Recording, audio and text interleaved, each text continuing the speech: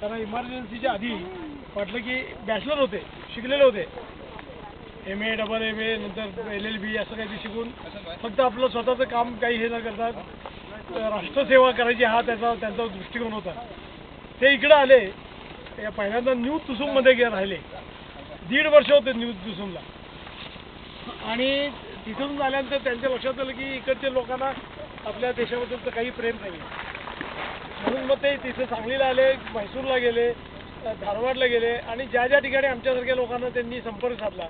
सांगलीचं केंद्र आम्ही चांगलं चालू केलं होतं. ह्याच्यातले हे सगळे सांगलीचे आता आहेत ना, हा तोलाल म्हणजे आता आम्ही लाल बॉय तोलाल फौकीत ह्याचा मोठा भाऊ आमच्याकडे होता, अलमोन होता, श्रेय होती, हा होता, हा अर्धा हा अगदी एवढा होता एवढा. तर ही सगळी आमच्याकडे तिथे शिकली आणि मग इकडं परत आली. परंतु भैयाजींनी काय शिकवलं असेल तर त्यांना अक्षरशः लहान मुलांना असे उचलून ते शिकवायचे त्यांना. आणि प्रत्येक ठिकाणी ते अशी केंद्र गेली. पुण्यालाही केंद्र झालं पण पुण्याचं केंद्र बंद पडलं. नावही सांगतो, पटवर्धन म्हणून किर्लोस्कर कमिसमध्ये होते आणि डॉक्टर गांधी म्हणून शनिवार पेठेमध्ये त्यांचं हॉस्पिटल आहे. हां माझ्या मोठेच मला. तर शनिवार पेठेमध्येच आहे त्या पुलाच्या म्हणजे नदीच्या काठाला ते. तर त्या लोकांनी काय चालू केलं, पण ते आम्ही सावरकर कॉलनी जी आहे आता कुठे राहतात, जे बाहेरच्या कोपऱ्यावरच बंगला होता मला, म्हणून तुमची जागा सगळी माहिती. तिथं ते चालू केलं. तर मी तिथे येत होतो. मी त्यांचा भैयाजी गाड्यांचा काय म्हणायचं अँबॅसेडर होतो. कारण मी म्हैसूरला गेलो, धारवाडला गेलो, सगळीकडे गेलो. माझं भैयाजींचं काय म्हणायचं फ्रिक्वेन्सी जुळायची. नंतर भैयाजी आजारी पडले, कॅन्सर झाला होता. त्यावेळेला हा तोल या तोलाला कळालं, कारण त्यांनी हा मुंबईला शिकवत होता. तो सगळं सोडून कोल्हापूरला ते एक्झिक्युटिव्ह MSCB मध्ये एक्झिक्युटिव्ह इंजिनियर होते. मोरमला माहीत असेल, काणे म्हणून काणे, हां दिनकर काणे सॉरी महादेव काणे. तर महादेव काणेंच्या घरात होता. परंतु यांनी कधी त्यांच्या याला कुठेही हात लावून दिला नाही. सगळं स्वच्छ करायचं. 2 महिने यांनी सेवा केली. हां महिना का 1.5 महिना 1 महिना यांच्याकडे कुंट्यांच्याकडे होते त्या झोपडीमध्ये. यांची लोक कोकणात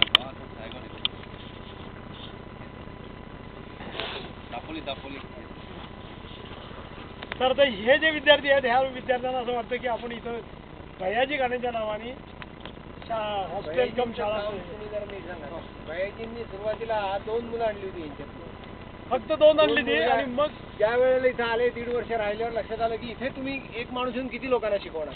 तर हे काही खरं नाही. आणि त्यांना मूळ आपल्या संस्कृतीत किंवा रादर भारतामध्ये मिक्स करायचं असेल तर त्यांना भारत काय आहे हे तरी कळलं पाहिजे. म्हणून 2 मुलांना त्यांनी आपल्याबरोबर नेलं. त्यातला एक मला वाटतं लाल मोहन होता आणि शंकन होता. अगदी पहिले 2 जण सांगलीला आले होते.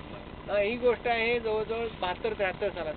आणि नंतर त्यावेळेला त्यांना ही जाणीव झाली होती की इकडे येऊन काम करायला पाहिजे. त्याच्या आधी 1.5 वर्ष त्यांनी इथं काम केलं. ते इथली भाषा बोलू शकायचे. यांच्यात येऊन राहिले, काही येत नसताना भाषा शिकले. एकटा माणूस तर त्यांचा एवढा प्रभाव पडला की त्या 2 मुलांना त्यांनी परत नेलं सांगलीला, शिकवायला सुरुवात केली. 6 महिन्याची सुट्टी झाली जेव्हा, तेव्हा त्या 2 मुलांना त्यांनी परत आणलं.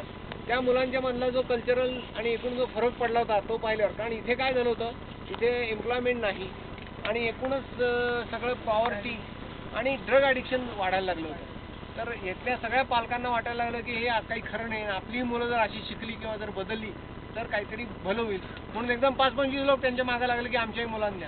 भैयाजी काणे हा ब्रह्मचारी संघाचा प्रचारक असलेला माणूस जो संघ सोडून हे काम करायला निघाला होता.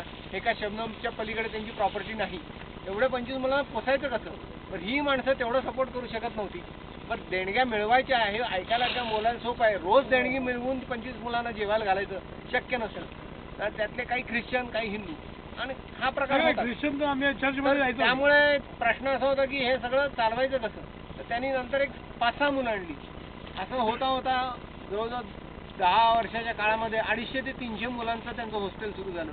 आणि मी हे स्वतः म्हैसूरमध्ये बघितलं. जवळजवळ मुली आणि मुलं आणि वय वर्ष 6 पासनं वय वर्ष ते 14-15 पर्यंतची मुलं त्यांच्याबरोबर शिकायला असायची.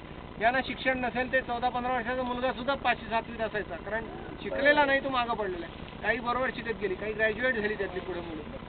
इच्छा त्यांची हीच होती की त्या मुलांनी परत येऊन इथे लोकांना शिकवावं किंवा थोडंसं काही त्यांचं अपलिफ्टमेंट करावी.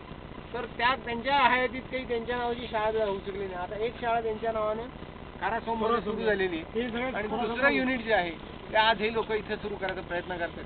तर त्यांची अपेक्षा एवढीच आहे की आपल्याकडनं आपल्याला होईल ती त्यांना मदत करावी. आपण काही त्यांच्यासाठी वेगळं काही करू शकत नाही. म्हणून आज ससुद्दीन त्यांना इथं आणलं. तर जवळजवळ 20 वर्ष हे काम काणेंनी असत केलं आणि 70ला आल्यानंतर मग ते त्यातनं रिटायर झाले. पुढे 75 वर्षाचे होऊन ते गेले. तर हा माणूस कोणाला माहीत पण नाही शंकर दिनकर काणे यांनी काय केलं किंवा काय काम केलं 20 वर्ष असत हे काही प्रसिद्धी करायची. म्हणजे ज्यावेळेस मुंबईमध्ये एक कार्यक्रम झाला आणि त्याच्यात सुधीर फडके होते स्वतः. हां, तर त्या स्टेजवर यांचं काम पूर्वसीमा विकास प्रतिष्ठान नव्हतं. काय झालं होतं दुर्दैवानं, पूर्वसीमा विकास प्रतिष्ठान जेव्हा स्थापन झालं त्याच वेळेला त्या प्रतिभा प्रतिष्ठान या शब्दाचा पार आणि सत्यानाश करून टाकला. त्यामुळे प्रतिष्ठान आंतोलेनी त्या सिमेंटच्या स्कॅममध्ये सगळा प्रतिष्ठान या नावाचं बट्टबोळ झाला होता.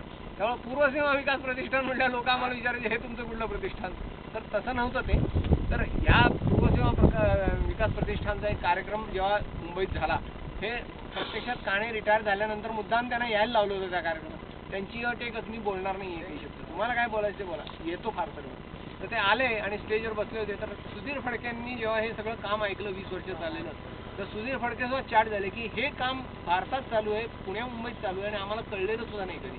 म्हणजे प्रसिद्धी कमीच पडली याच्याबद्दल वाद नाही. कारण देणारे लोक आता मंगलोर गणेश पिढीवाले होते ते त्यांचे चांगले स्ट्रॉंग सपोर्टर. त्यांना गोडाऊनच दिलं होतं की इथे मुलांना ठेवा.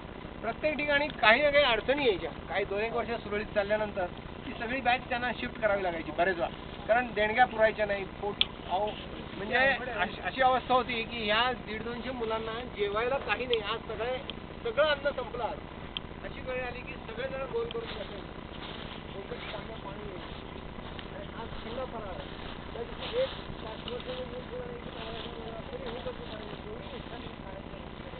आणि ते सगळ्यांनी खाल्ल्याशिवाय तेवढा आई तो मॅग्नेटच होता. म्हणजे त्या आणि माझ्याकडे स्वतः कोकणातून राहिलेले मला आणि माहिती पण नव्हतो त्यांच्या जागेत लाखोलीला शेवटचे काही दिवस ते मध्येच झाले. तिथे आधी रिटायर झाल्यावर लगेच आणि यांचे वडील आणि काळे हे दोघं बरोबर.